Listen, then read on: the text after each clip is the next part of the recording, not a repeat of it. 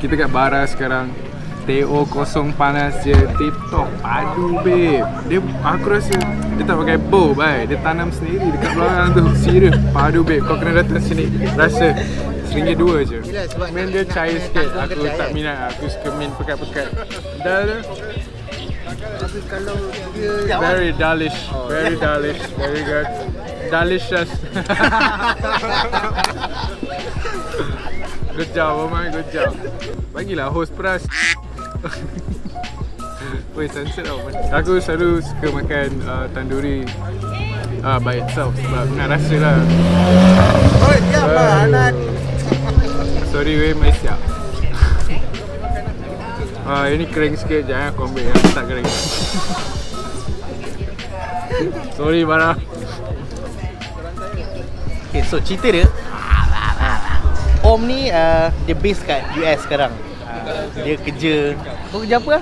Aku dive technician. Dive technician. Orang nak dive, dia tag orang dulu. Right? So Om akan cerita macam mana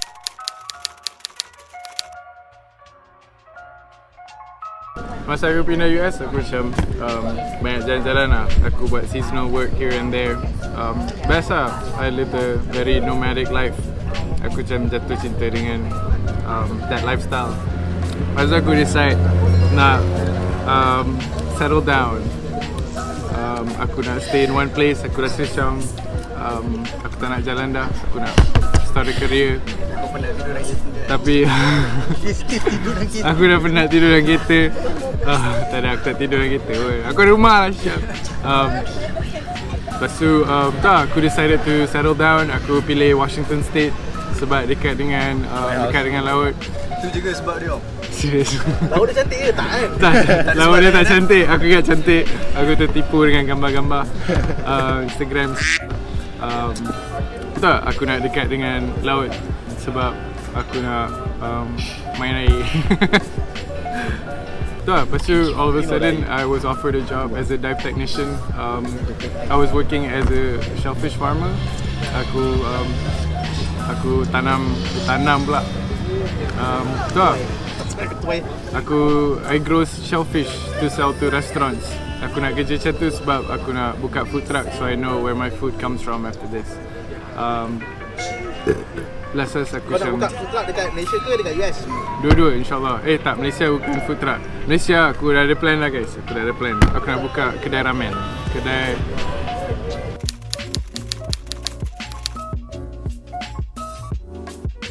Aku still tak sure. Aku masih belajar. I'm learning new things and I'm happy with that. There's growth there. Growth yang aku rasa it will be different for me here. A different kind of growth that I will get over there. So tapi aku rasa nak pindah Jepun kot tahun depan dengan macam couple.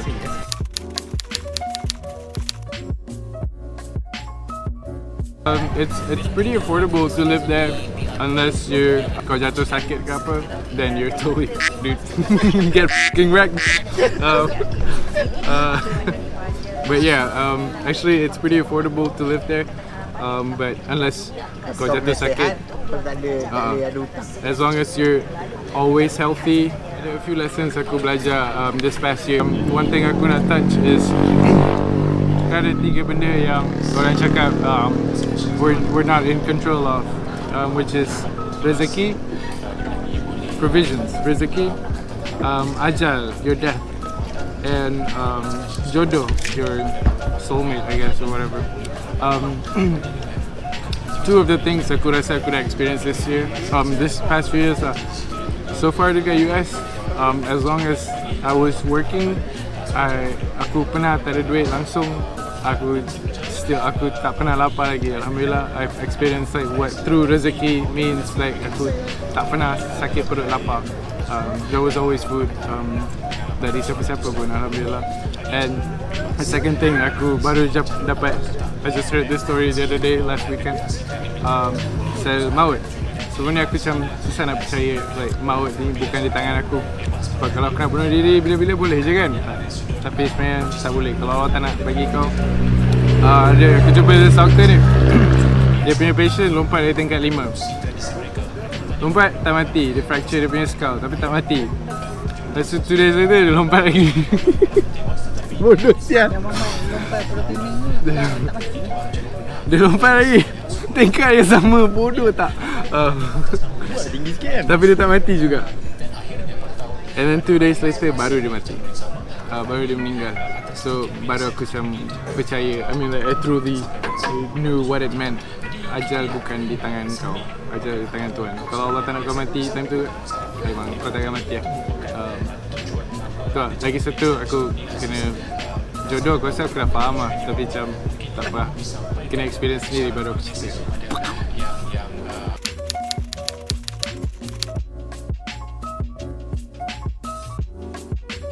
Dia ada pasport. Kenapa? Bukan je aku macam tak ada niat pun nak pergi US sangat. Adalah mak aku pernah macam cakap, oh nak pergi US tu. Tu je, tapi saya never thought about it. Aku just nak keluar Malaysia. Korang pernah tengok cerita Merantau Warrior? Tu pun. Apa dia? Merantau Warrior. Tak ada kena cerita.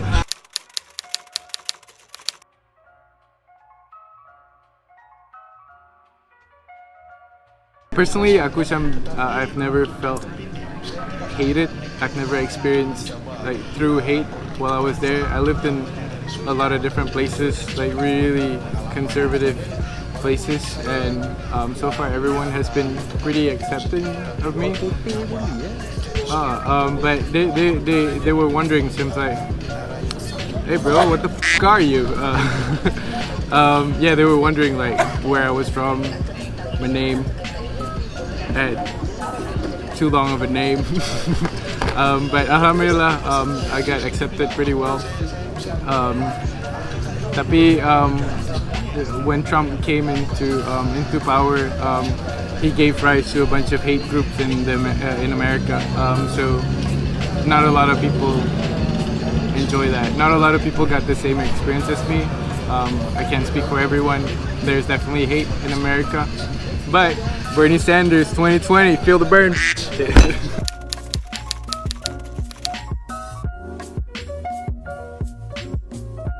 For good, I'm thinking of being a global citizen. Aku nak pindah sini 6 bulan, pindah sana 6 bulan. I want to move around. Aku tak nak stay in one place. Maybe I will. I don't know yet. Tapi I enjoy moving around. But eventually, aku nak be in Malaysia for a longer time and then go somewhere else and then have Malaysia as my base, camp. But yeah, we'll see. I've got many miles to go before I sleep.